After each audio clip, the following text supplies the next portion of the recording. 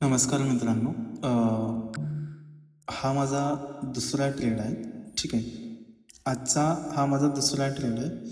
याच्यामागचं logic असं आहे, जर तुम्ही बघायला गेलं तर हा एक सपोर्ट होता. सपोर्ट एवढं मार्केट खाली आलं, सपोर्ट ब्रेक झाला आणि इथं ज्यावेळेस रिटेस्टला गेलं ना, तर त्यावेळेस इथे एक माझा सेटअप क्रिएट झाला आणि त्याच्यानंतर मी एंट्री मारलेली आहे. तर माझा सेटअप काय, मी एक कॅन्डल रेंज थेरी यूज करतो. ठीक आहे. कॅन्डल रेंज थेरी यूज करतो आणि त्याच्यानंतर मग मी ट्रेड पंच करतो.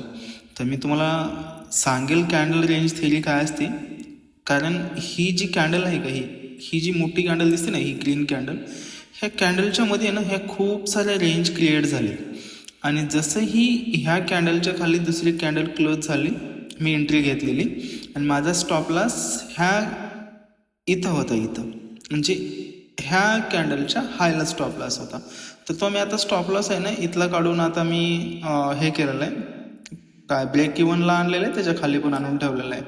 आणि मी हे टार्गेट एक्सपेक्ट करतोय की कमीत कमी एक 520 पिप्सचं टार्गेट आहे याच्यामध्ये.